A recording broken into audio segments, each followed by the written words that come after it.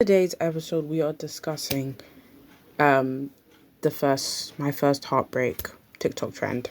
Hey, I'm all like, people would be like, oh, why do you want to talk about trends? But I like talking about trends. I think I even did. I made I made a post on my TikTok podcast page, and I was talking about trends I've been living for. But we won't dive into those. We're just talking about this specific trend in specific, which was my first heartbreak. Because I think my first heartbreak trend, yeah, is like, oh, I think it was like, what's something that has stayed with you in media, that like someone's like, oh, who's your first heartbreak? Has it been an ex? Blah blah blah, and you're like, no, it's not an ex. It's it's like a scene from a movie or something like that. So even my one was when I did the post, it was actually Sojin, Han Sojin, and Lim Jung Young from True Beauty. That's what my one was. But then I thought to myself, we're going to talk about different references to my first heartbreak as well. And there's so many to actually go through.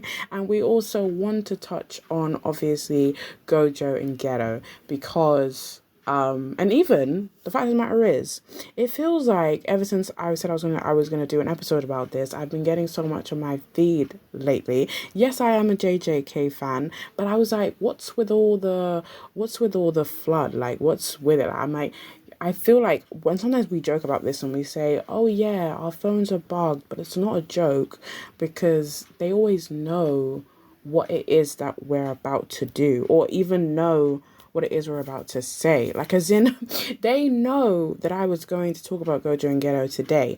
And I don't know how they knew that, but they just do. Like, I think what even post I got today was the fact that, remember, they're that blue and white fish, and that in every universe they would never be able to be together, basically. And that's just so awful. Do you know what I mean? And then I think also what was something that I was watching a YouTube video today about Gojo and Geto, and obviously it was to do with how Geje got away with it, and about the fact that I've put in the description, but that, like, he obviously it's their relationship fringes on BL. It's just not classed as a BL, and it's just like, of course JJK would never be a BL, or so to speak, because even like when you think about JJK, right, you're like Itadori and Megami, right, they would not be classed as a BL. They're close, that's fine. We get it, they're actually really good friends, but I'm saying, like, Gojo and Geto is a different story though. Like, it's completely different. It just looked like, do you know what I mean, they wanted to be together.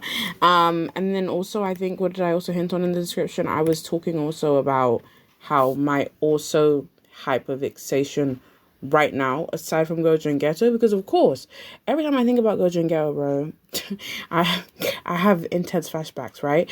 But it's like, also, my one right now has been Suo and Seyoung from Weak Hero, because obviously I don't even know what's in Weak Hero. Do you know what I mean? I don't know what's in there, but I'm addicted to it anyways. And I can say that proudly, without guilt, that I'm addicted to Weak Hero, and I'm addicted to Suo and Seyoung's relationship. And I'm just like, there's again fringes on BL, and we said they are canon. Do you know what I mean? And I feel like people hate to probably throw around the word canon, but they're canon. I'm sorry.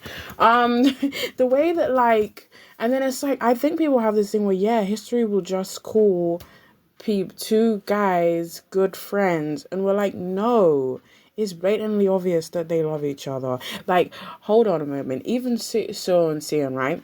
Why I feel like they are lovers is because, like, I swear, first and foremost, a director admitted it. He did. He basically said, I remember it was when they were doing their panel, he was talking about how, yes, he thought that it was a kind of romantic thing, and it's pretty much a love story between them. And you know what I mean? And we're like to ourselves, would Seong be like that ripped apart, like the way that he was without Seo being in his life? If he wasn't, we said if he wasn't in love with him, we're like, oh, they just want to call it a bromance. I mean, guys get that upset over their friends. You're lying.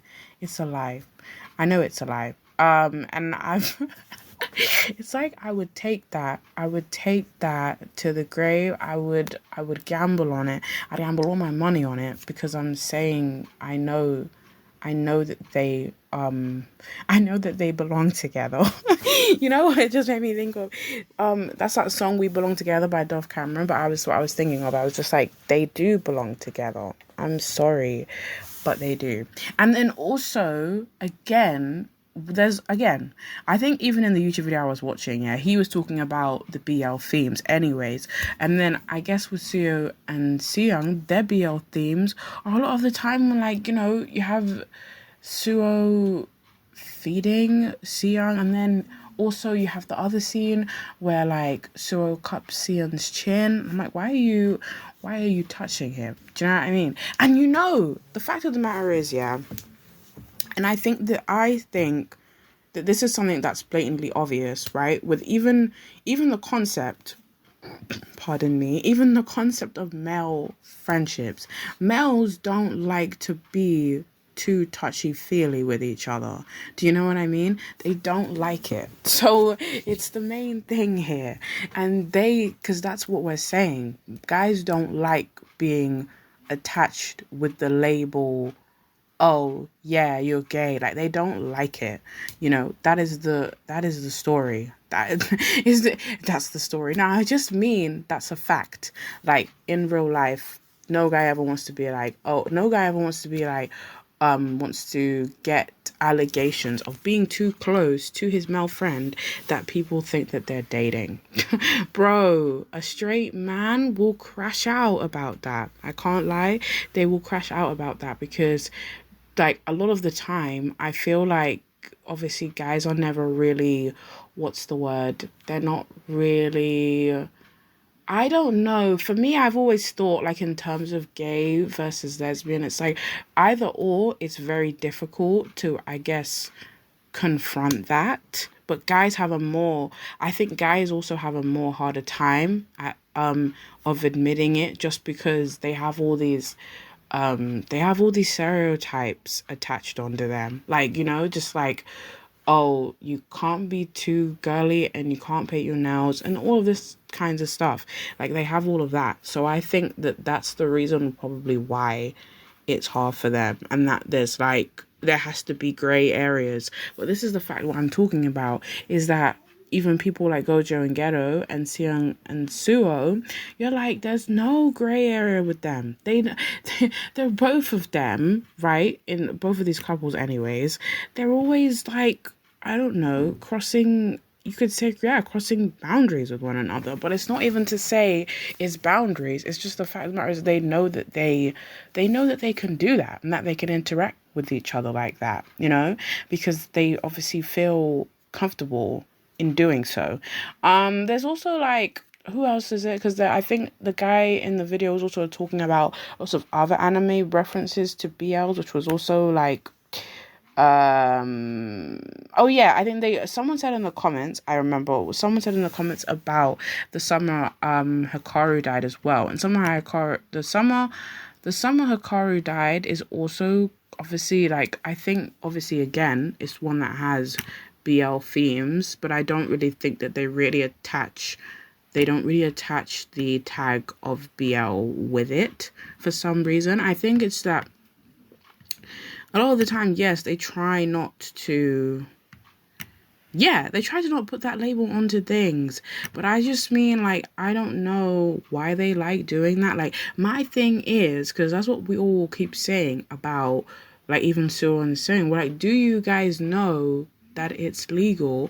Because it is. We said if you want to come out, you can. Like, honestly, Park Ji-hoon and Choi Hung-wook, we said if you want to, you can. And if you do, like, the door is open and, like, everybody will generally be glad for you, you know? But then they might look at it as, no, everyone wouldn't be.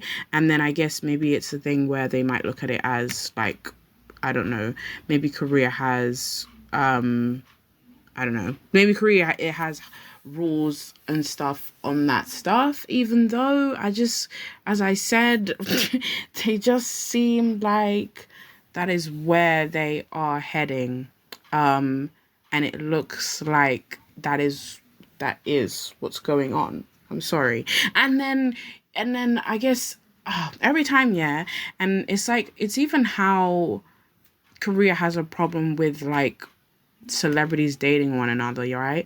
Because it's like we cannot sometimes see that two people like each other, but then they won't date because if they date, then their fans will be upset. And it's like, but I feel like in this case that wouldn't happen. Like I feel like for Seo and Park Jung Hoon and Choi Hong-wook, I don't feel like that would happen in this case, just because there's a lot of people who are literally on the same page. It's just like, I think sometimes fans don't like it when it's like somebody obviously that they don't want you with. It's the kind of thing which I think also, like, it was like when Timothy started dating Kylie.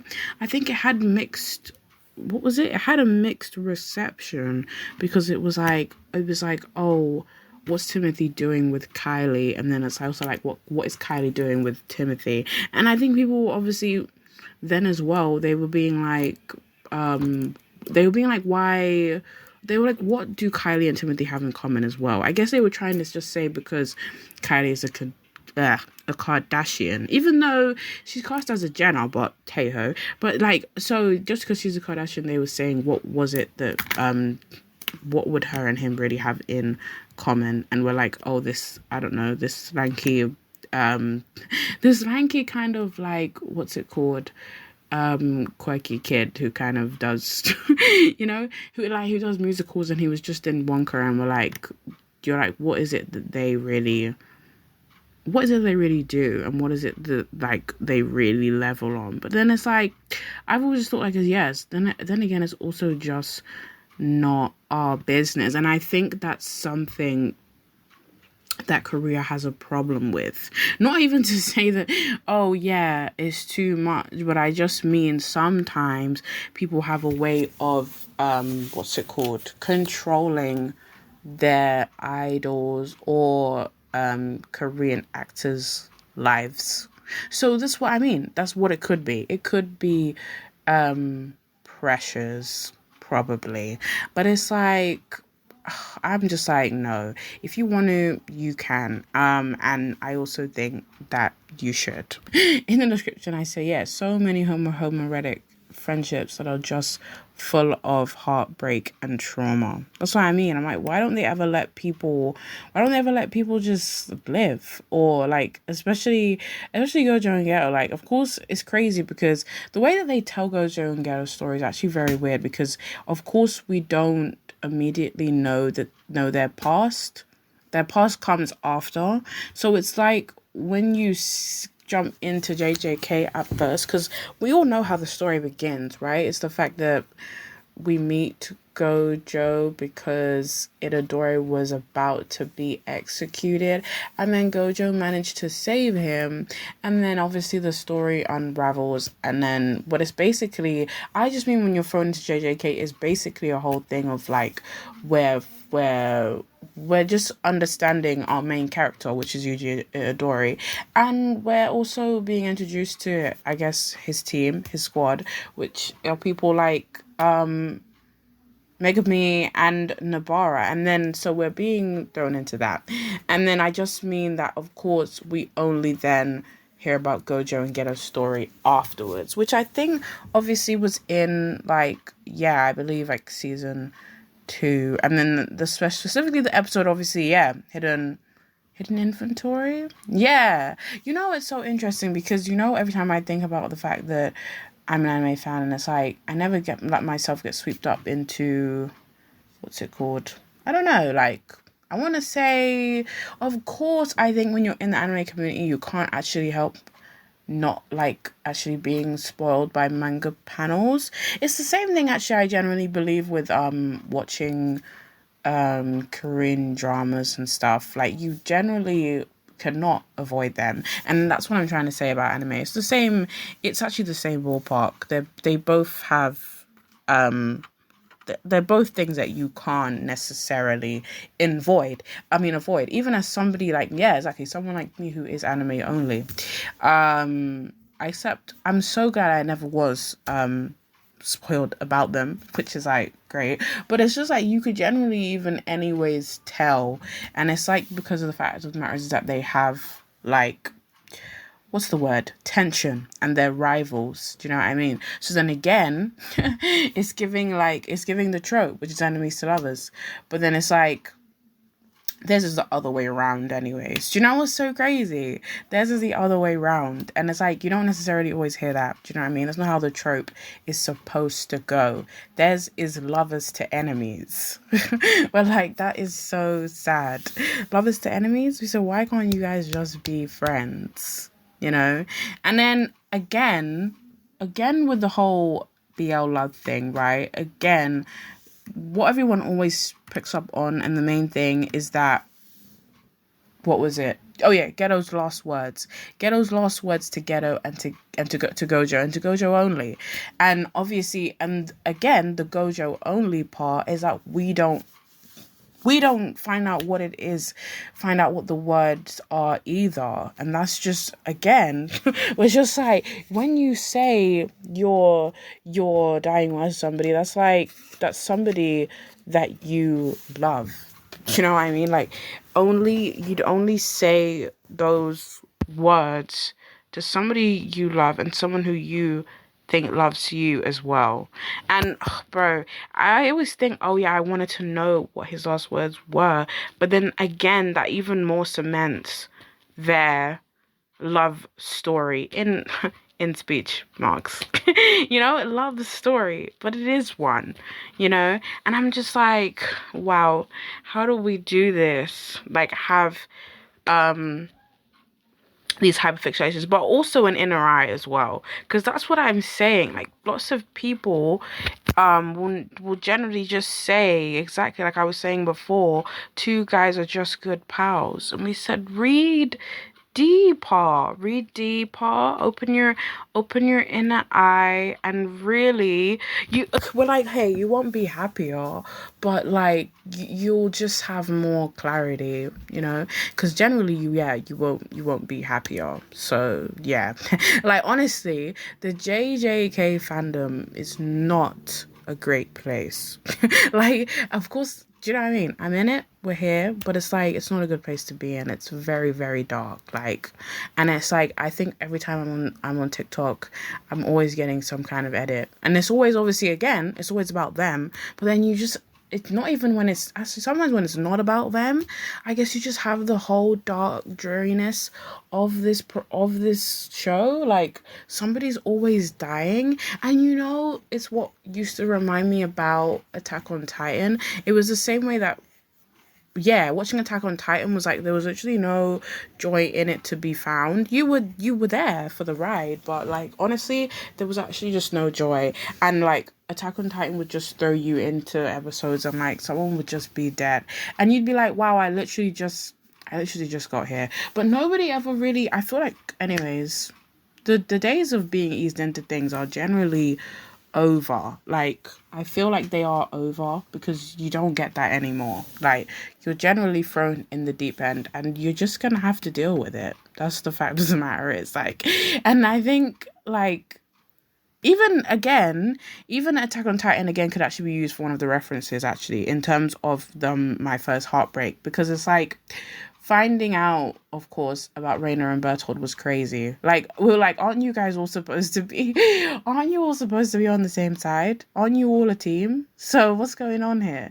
We were like, I didn't know that, like, you know what I mean, you guys could be betrayed, and like, you're finding out that people are actually traitors. We're like, wow. We're all on the Survey Corps together, and all we want to do is literally, like, save the world. But actually, you don't want to do that. You actually want to destroy it, and you're here for another reason. And that's, again, it's like every time I think about Attack on Titan, I literally think about the fact that why didn't I realize any of Eren's signs earlier? Like, what was that about? I should have understood it, and I should have exactly foreseen it, like foreshadowing, which, do you know what I mean? When you watch Attack on Titan again, the foreshadowing it's so apparent, but you just don't see it the first time you watch it. Bro, the first time I watched it, I was like, wow, Eren seems like a really great kid, and he seems so happy. And, like, you know what I mean? He seems so happy. Like, he has his two friends. Like, what could generally go wrong? How foolish is that? Like, literally, how foolish is that? And it can also be related again to Gojo and Geto, because how foolish is that to see them be teenagers and to see them, like, you know what I mean, be so close, playing basketball together, and then it's like afterwards, then there's just loads of woe, like there's just generally loads of woe. But honestly, my first heartbreak trend is really interesting though. And bro, I love TikTok trends. Honestly, I know that it's like, it felt weird even like probably doing an episode like this, because I was like, this just means I'm telling everyone that I'm chronically online, and that's fine. But I just mean, like, that's what it means. We're talking about a TikTok trend, and it's like, come off TikTok and read a book.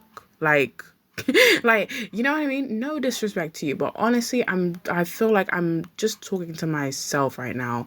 I just mean, why is it that I know so many TikTok trends, but, like, you know what I mean? My unfinished bookshelf is getting longer, which is a whole different story that we actually won't get into. So yeah. And then another part which I mentioned is I'm not touching on loads of bits in the description, right? Sorry, that's grammatically correct though. Sorry. So we all put ourselves into so many different fandoms. Do you know what I mean? So it's like, that's what I'm saying. Even in this episode alone, we've obviously already touched on like three. Yeah, because I said JJK and Attack on Titan and also Weak Hero, and it's like, again, this is what I'm talking about. So many fandoms and so many different relationships, and like, no, they're not just friends. You know what I mean? Like, what do you mean they're not just friends? Oh, and now I wanted to talk about actually the quote. The iconic quote from JJK: "Are you the strongest because you're Satoru Gojo, or does being the strongest make you Satoru Gojo?" I mean, I've never understood this line, but I know that people sometimes talk about the different interpretations of this quote anyways. Like, my interpretation of it anyways was like, obviously Satoru Gojo is the strongest, but it's like, it's such a, I think, I wanted to say an oxymoron, but it's like, and also, actually, oxymoron, I think, and also contradiction anyways, is one of those, because you're like, yes, he's the strongest because he's Satoru Gojo, and then does being the strongest make you Satoru Gojo? And we're like, it's like, either way. I think I have a quote like that. We're like, either way, the one conclusion, and it's just like, he's the strongest. That's the one takeaway. So, and that's the thing that we can all say that we get from that. And I think, obviously, when Geto says it, it's obviously from a place of envy, even though, not to say Geto isn't strong, which he is, but I just mean it's a place of envy, because, you know what I mean? It's also like, why is it like, I was gonna reference Wicked, because I keep thinking about Wicked, but it's like, yes, it's Elphaba and Glinda. And it's always like, when you see a duo like this anyways, you're like, are they friends or are they rivals? It's either or are they is actually maybe, last part is, are they ex-lovers? Right? We said, it goes friends, rivals, ex-lovers. Either one. There's no more though. There's actually only those three options. But it's just like, obviously, you're like, which one is more famous, and which one has more clout, and which one is the one that has the more, like, what's it called, the more darker backstory. Because obviously everyone's always like, I think I even just saw this on Instagram, everyone's always like, okay, so they're like, when I see a black haired and white haired duo, you're like, which one is going to die first? And again, I remember I mentioned some Hikaru died, so I already mentioned that one. And that's like, obviously, even with that, we're like, it's in that case, it's the white haired one. just in this one time. But then it's funny because I don't even want to say anymore. But it's just like, I meant, obviously Geto dies first anyways, but let's move on. He moves on first, but it's just like, how interesting. And honestly, with the Samurai Turned Hikaru, let's even touch on that a little bit. When I started watching it, yeah, generally I was like, oh, I already know how this is I already know how this is going to go. I was like, black haired and white haired people, like white haired duos, they kind of just scare me. They throw me off instantly. I'm like, what's going on with you guys? Do you know what I mean? I thought, exactly, you guys are about to have a really tragic love story, and then one of you is going to die for sure. And it's interesting because the summer that Hikaru died feels like maybe it's also, again, you could look at it as an alternative universe for Gojo and Geto, and we're like, if one of them was to die, per se, example, we'd be like, would Gojo still cling on to Geto like how Yoshi does? Because obviously he's like, oh, my best friend is back, like, I might as well let him stay. And we're like, well, he's also in a place where he's like, oh, but he's not the friend that I'd known. And he's like, also, because that's what even bugs me out with this show, actually, even with this anime, because I was like, he's not your friend that he used to be. Sure, he is, what's the word, I don't know, acting as him, like, type of thing where he's like, he is parading him, or like using him as a puppet or a shell, actually, is the better word, just because obviously this thing has taken over Hikaru's body, so it's more like a shell. It's more like a kind of possession thing, because it's like you're taking over someone's body and you're just becoming them. So nobody really knows, like, says anything or knows anything, even though that's what annoyed me. Actually, that's the thing, that when I keep watching it, I'm like, a lot of the people around Hikaru, like, they're all fake, because I was like, what do you mean? Like, I feel like we obviously know that Yoshi would be the only one to know that Hikaru was not Hikaru, because he's obviously his best friend. So it's like he was the only one to be like, oh yeah, like, you're not Hikaru. But I just mean everybody else, yeah, you're all crazy. Like, why is it that you've been, like, going to school with him, and then maybe you've been friends with him as well, and you don't know anything either? You don't know that he is not who he says he is? I would hate that. Do you know what I mean? I would think, if that was a scenario that ever happened to me in real life and nobody knew it was me, I'd be like, you're all ops, because what do you mean? What do you mean you still think that it's me? It's not. I died. And it's like, if you didn't know, then you're actually a snake at this point. Okay, I also now want to touch on, also, obviously, when I did the trend again. It's because the fact of the matter is, if I talk about Gojo and Geto for too long, I'm actually gonna start crying. I'm actually going to cry, and I just think, like, their story as well. Again, one more thing to leave off before I move on from them is that it also feels like it's like a hot priest and Fleabag, sorry, that whole it'll pass thing. And it's like with Gojo and Geto, it never passes, and it's like it haunts you and you see it everywhere, and it's just like it's weird. Like you see it in so many different medias, and it's like it's weird. You see it just everywhere, and it's like, why? It's just like, why? The thing is not even on, right? The thing is not even on.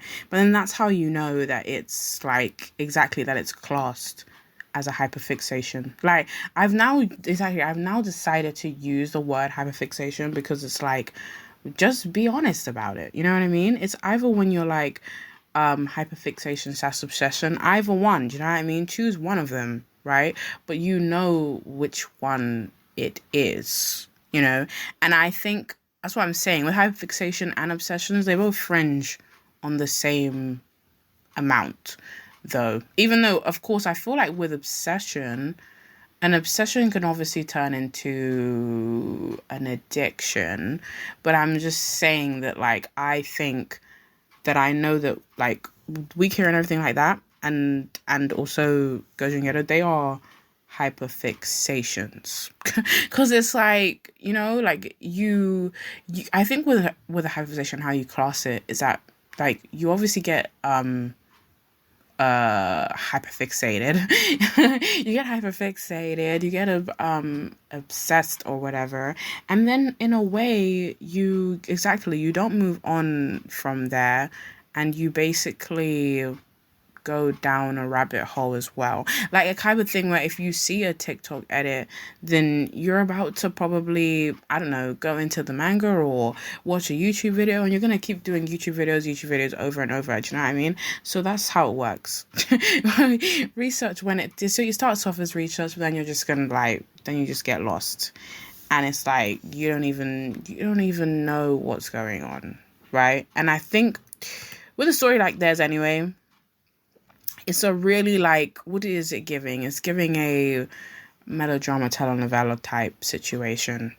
You can't help but be intrigued and interested because you're like, I was going to say is there a happy ending? But, like, you just kind of want to be invested. Just in order to know exactly where they're going next. Like, not even I guess actually for the potential of a happy ending, because I feel like with Gojo and Geto, there's just like, I don't know if there's a glimmer of hope there. Like, honestly, I miss Gojo and come back, please.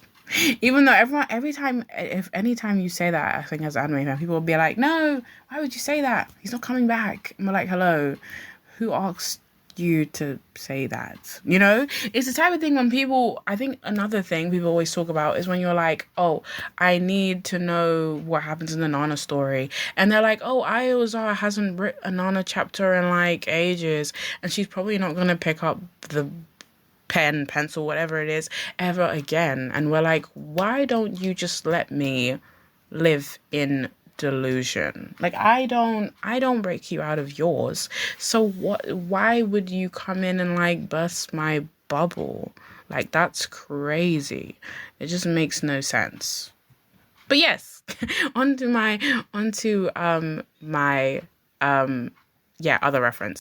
So obviously I already mentioned earlier about the what's it called? Yes, about me doing the trend and me obviously using True Beauty for my one. And I took it so seriously because I told people in the comments, actually, I said, if anyone was to start talking about Suho in True Beauty, I said, you can actually all go. Like, I was just like, oh, no one's about to, what's the word? Say, oh, Suho is better for Jonghyun, because I was like, this is not a debate. And I always think that social media is like that all the time. People want to come into whatever you post and they want to make a debate out of it, and it's like, I'm not debating it with you. I've made I've made an opinion. That's it. But it's not even to say when I make that opinion, it means I'm right or wrong, because that's not what we're doing.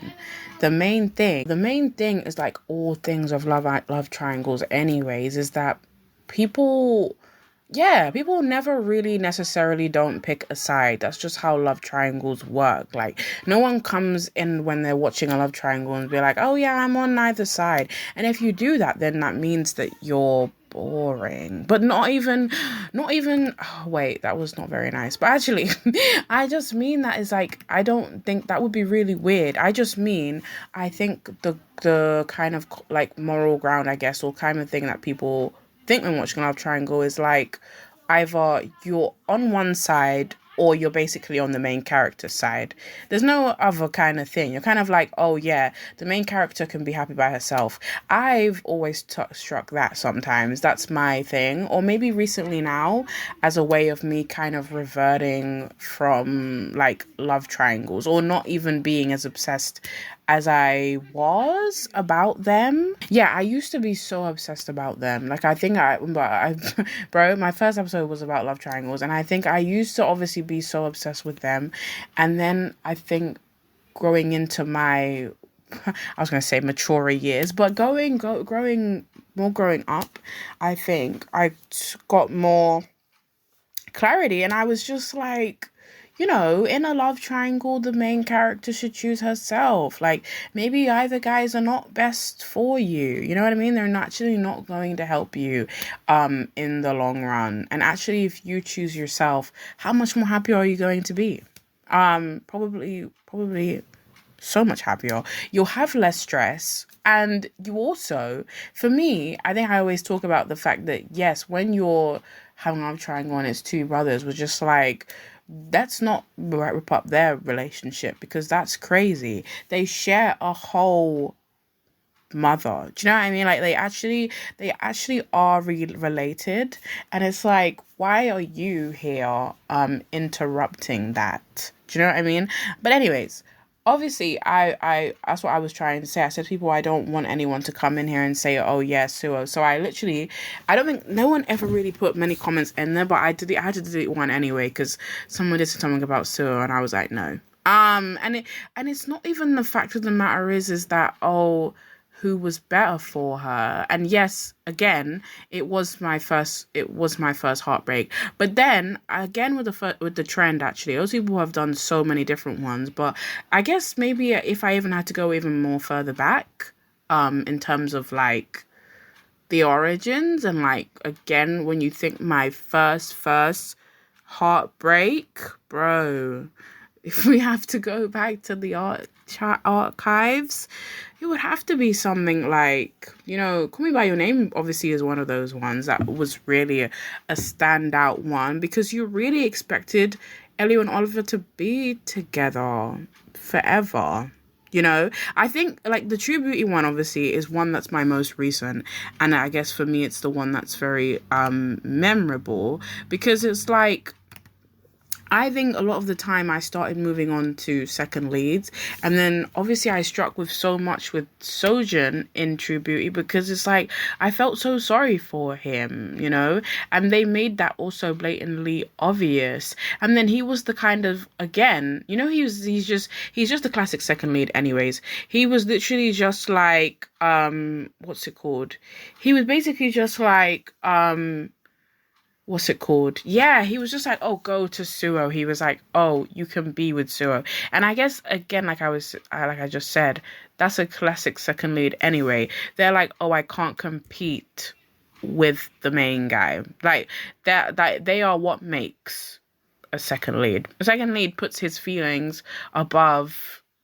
Well, sorry, his feelings are like all the way low down on the list, basically. The girl that he likes is at the top, and then his is all the way down. And so he basically, and that was what Sojin was as well. Like, Sojin cared more for Junghyun than the fact that he knew that she didn't like him. He wanted to be her friend, but he couldn't be her friend, because obviously it hurt too much. And then obviously he also felt like he couldn't compete with Suho either. Do you know what I mean? And that's the thing, like, when I do think about, again, these are triangles, we're like, sure, Suho and Jungyoung do go very well together, you know? They both like comics, and like they had all these different things, which was that they were so, I don't know, they were so paired to be together. But it was still just like, it was like, you feel pity and you feel sympathy, so it's like that's why you end up on there. And there's just obviously so many different layers, because then you guys might be like, oh yeah, am I on the second lead side because he's sad? Well, like, no, there's more to it than that, though, you know. I just think, you know, you're just like, both of them, you're just like, yeah, both of them deserve her anyway. We know you can't have both, but we're like, both of them do, you know. One is not better than the other. Like, they are both good, basically. Because that's what they try to do in the triangles anyways. They try to assess it as that one is more worse off, one has more bad traits. And it's like, no, they're actually both semi-okay. Like, they're actually both semi-alright. And then I guess I always think that they obviously always like to, yes, exactly, they like to play the second lead way as to kind of him to be a villain. And it's like, I just don't even know what that's about. Bro, every time I think about love triangles, I'm like, I'd never write one, you know? As a writer, obviously, myself, I would just never write one. What's the joy in writing a love triangle? It just wouldn't feel great for me, to be honest. And I only say that because, you know, when you think about the fact that, like, if you want to see a change in society, you have to create the things that you want to create, because that's the only way. I think that's how people even talk about, like, DJing sometimes. People are like, oh, I became a DJ because I want to play the music that I want to hear in the club. And I said, wow, fair, valid, I get it. And that's why it's like, for me, I'm also like, if I want to see a change in love triangles, it would be like, I would have to go out of my way to write a love triangle, and that would be so much pain. But I just mean, like, I mean for me, like, because it's just like, I just meant it would be such a paining process, because I just mean I would generally not want to do it the way that love triangles are set up. That's what I mean. I wouldn't want to make the guy I wouldn't want to make the second lead guy, a villain. And then it's the kind of thing where then I would probably just have, I would have it the classic cliche way of that the main character dates both people, and then she kind of chooses one in the end, because I guess there has to be what do you call it? Yeah, there has to be a victor. Yeah, there has to be a victor. There has to be a soul winner. So it would be like that. But I would basically just want her to be able to experience both, you know? And I know that, like, I sometimes think that's not a good way. Again, back to the sibling thing, is that I just mean it's never a good way to do it that way, because then it's just two brothers arguing with each other, with the fact that they both get to experience the girl at the exact same time, and that obviously has a rip in their whole fabric of their relationship, and that's why I don't think it's good to do that. But if you're two friends, I think to myself, it's never that bad, because you can just, like, you can just kind of, I don't know, I want to say, yes, you know what I'm trying to say. It's that, yes, you can get another friend, but can you replace a sibling? Bars, drop mic. But no, honestly, that's the main thing for me. I'm just like, can you really replace a brother's love or a sibling's love compared to a friend, you know? And unless that friend is like, do you know what I mean? Unless that friend is like 10 out of 10, fantastic, then that's the only way that you can really, like, do you know what I mean, not want to risk it for anything, you know? Because there are friendships like that, you know? Some people are so loyal to the point that they don't let anything ruin their friendship. And I think some people, if they really do, if they really do care about their friend, they obviously just decide to let they just decide to let the other friend have that person. And even though, like, do you know what I mean, even though they are then left out, they would prefer to see their friend happy than for their friend to not be, basically. The two songs that remind me of my first heartbreak trend is like, I mean, of course, because I think I mentioned Mr. Dollar Man already. That's Ricky Montgomery, and that makes people think of Gojo and Geto. But then there's also the Subway, She Got Away, and like She Got Away is also Gojo and Geto, of course, because it's completely obvious because of their distance, or because of the fact that when Gojo becomes strong, or, well, I don't know, the world realizes his strength, then it's like, obviously, Geto steps back. Do you know what I mean? It's the type of thing where he realizes, wow, my friend is stronger than me. It's time to step back. But they could see it, literally. I feel like She Got Away could be identified for both of them, even anyways. Geto would see it that Gojo got away, and Geto would, and Geto would see that Gojo got away. It's the same thing. And then another song also is Come Back by the I think is it remember by the four stair steps. Yeah, the 4 stair steps. Wait, hold on a second. I just need to know if that's right. I believe it's the 4 stair steps. I just have to check. Okay, yeah, no, the 5 stair steps. So yeah, and Come Back is basically they use that for like Mr. Plankton, and also Mr. Plankton, and also Weak Hero. Okay, of course, Weak Hero. And on the subject also of TikTok, I'm going to shout out the other pages that you can find me on. On Twitter, it's at Anime Girly, at Anime Girly 22, and the girly part is GORLY instead of girly GIRLY. Girly. And the TikTok page is, obviously at Cine Shows podcast.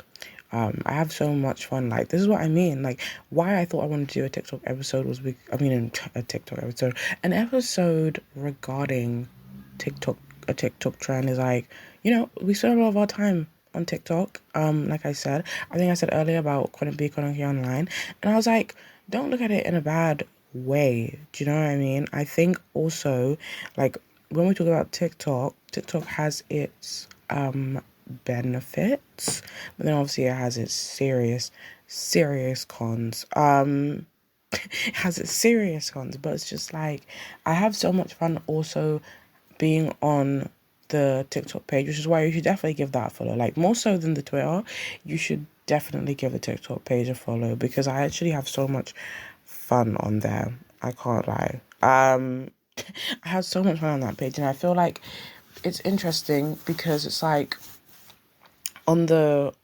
TikTok page, it's like I always try to look at other people's podcast page, which is bad, hey, because it's like, you know, I think when you're creating something, you should never do that, because it can fuel a lot of imposter syndrome, and it did in the early stages, and sometimes more so when I look at podcasts now, it's more so like inspiration than anything. It's not really like, copycatting, or that I should be this certain version or certain way. And I think that's even how I guess I'm handling yeah, the TikTok. Like, I feel like on the TikTok, I'm basically just doing it in like my kind of format, or just like practically just winging it. And I think in life, like, even this is what I mean, even to say this, you should wing things, right? Let's not take everything so seriously, you know? And if people like your stuff, then they like it. Do you know what I mean? So it's like, it doesn't need to be anything more than that, and it doesn't need to be in a certain way, and it doesn't need to be glossy or any of those things. Like, you can do it the way that you feel is best. That's what I believe. Now we are at the final touches of the episode. I know, it's so sad we have to part from each other. But anyways, I was going to talk again back to the Geto and Gojo video, and the comment that I found from it. Obviously, the comment that I'm about to read obviously goes back to the whole idea of why they don't necessarily make these stories that we have, like Geto and Gojo, and even Suo and Seong, but they don't make those like headline as BLs, because it's like it's easier to win awards like with not putting the tag on there. Because obviously someone said in the comments, and this is Leon of Roses, said that the summer Kara died is peak. I was not going to say the swear word on here. And the fact that the author had to take off the BL tag just to win awards is an indictment against this world. So that's the whole thing. So that's obviously to do with the summer I turned to Kara, because, and the thing is, obviously I'm even watching that anime, and I think that anime is so BL, it's crazy. And it's not even like, and I think the fact of the matter is that it's not even one of those ones like, it's not even, again, look, our whole episode has been about the fact that people want to blindside it or ignore it. But even with the summer the summer Hikaru died, is like, it's more apparent. Like, it's actually more apparent, it's more obvious. Like, even, like, in a way, this is practically a spoiler, right? But it's like, no, actually not too much, because actually I feel like Yokshi's and Hikaru's relationship is basically like, oh, please don't leave me, like, oh, I want you to stay, like, I love you, like, blah blah blah, practically. Or like how, no, Hikaru is like the person, I mean, I said the entity that's possessing Hikaru's body is like, oh, I can't be without you, Yokshi, like, I need you. And he's like, you're special and I like you. But then it's like, the fact of the matter is that I guess with that story it can be a bit complex, because you're like, he's kind of just clinged to Yokshi anyways, just because he's the only human that he really knows or has known, because obviously Hikaru was best friends with him, so it's a different kind of connection. And then I feel like, I don't know, like, you think to yourself, oh yeah, him and Hikaru's relationship was not like that before, but it is now, nonetheless. You know, the whole idea of Yokshi putting his hand, like, inside of Hikaru's body, and we said, if that's not intimate, I don't know what is, right? That was even me when I remember, that was me early when I referenced Suo's cupping Seon's chin, and also feeding him. Do you know what I mean? And then even again back to the real life people, right? You see Choi's hand on like Ji-yoon's thigh, and we're like, oh, like, what is that doing there? And is that very normal? Would you hang out with your bros like that? Remember, I even spoke about that in this episode too. I was like, nobody ever wants to have that attached onto them, you know, but these lot, they're completely fine with it, because they'll put hands on thighs, and there'll be no like magnifying glass or nothing really shining on there, when yes, we can read into it, and I actually will. Of course, the died part is the key word with the summer Hikaru died, actually, because obviously earlier I was like, what was it? I was talking about how blonde hair, like black hair and white hair duos always have tragedy. So I was saying, with Samurai Hikaru, you already know what you're getting into, actually. You already know one of them is going to die. So, you know what I mean? If that's not for you, then stay clear. But you already know that. But then it's like the fact of the matter is of, yes, dying and still being around. And it's the same thing, because that's why I spoke about the alternate universe thing, because obviously that's the same thing with Geto and Gojo, because obviously Gojo saw Geto die, and then Geto came back, and then that thing possessed Geto's body, or like he was inside his brain, basically. And that's why obviously when that whole thing happens, when Gojo gets stuck in the what do you call it? He gets stuck in the prison realm. It made me think about the painting I did of the prison realm as well.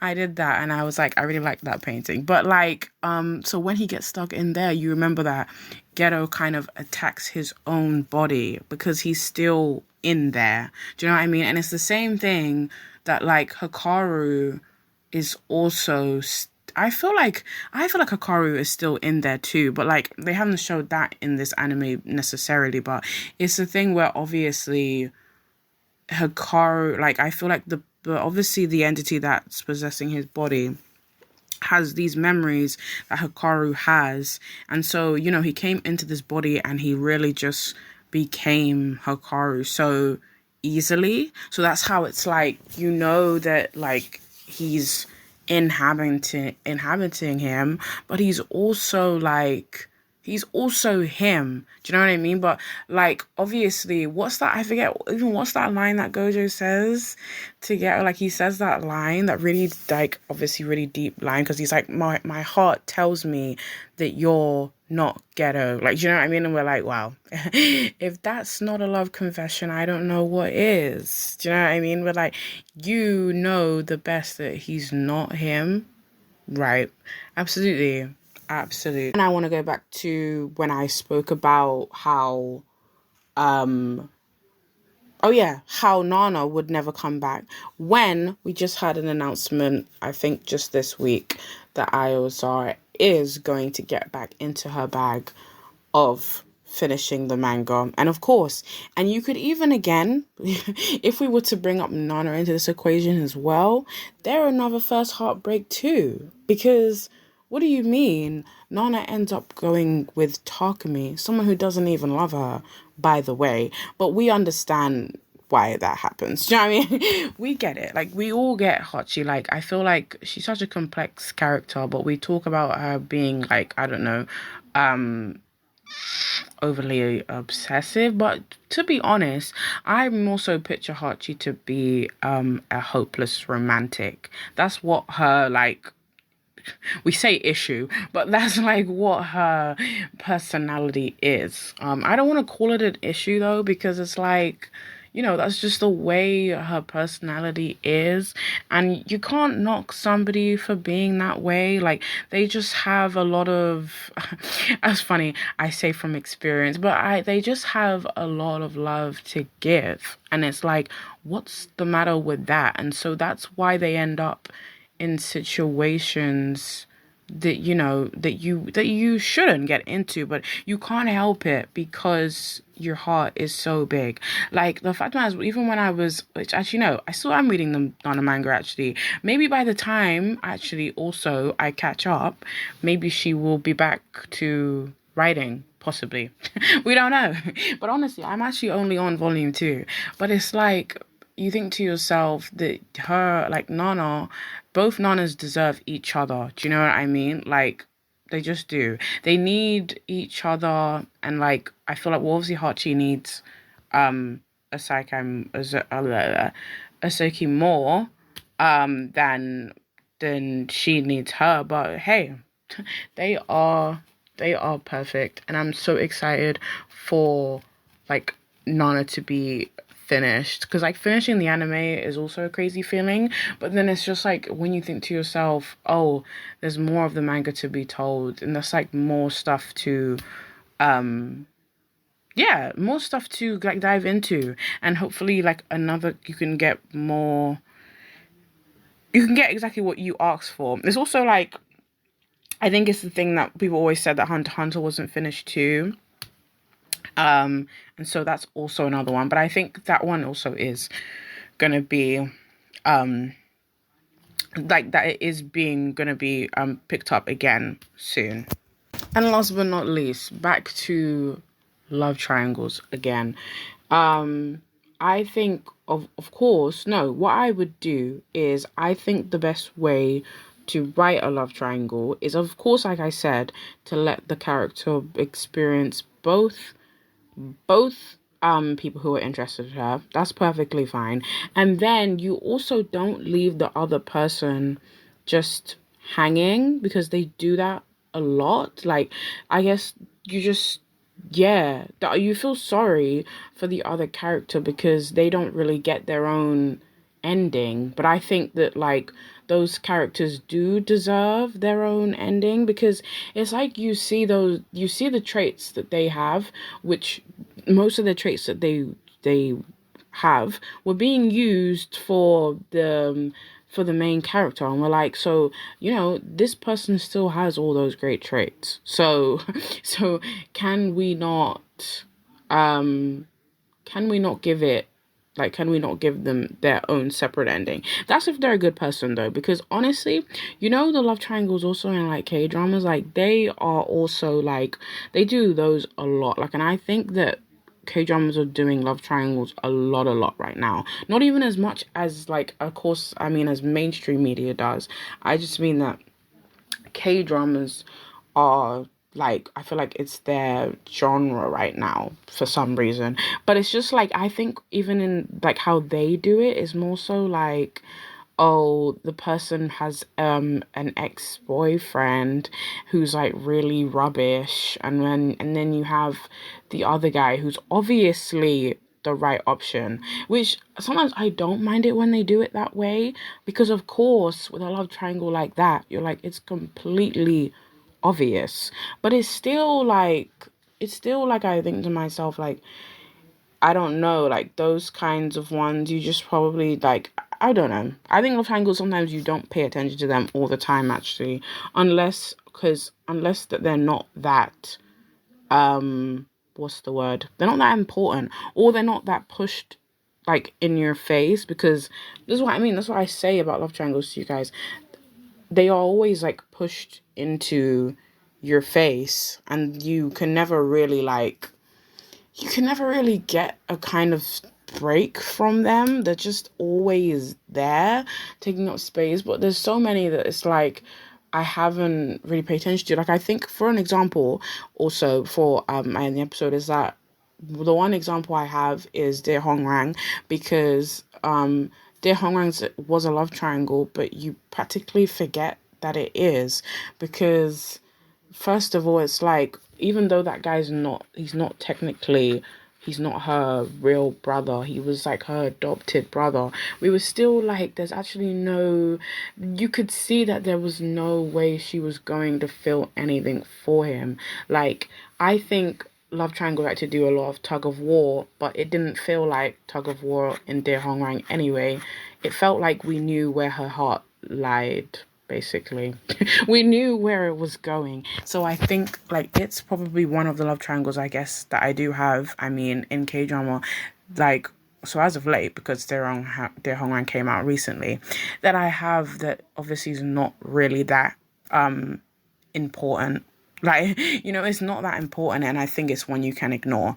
So yeah, do you know what I mean? If that sounds of interest of you, you should definitely watch Dear Hongrang, because if you don't want a love triangle that you feel you can't, like, yeah, you want a love triangle that you can ignore, that is up your street. And for me, as you guys know, that is all that I want, and it's all that I need, But obviously, we have reached the end.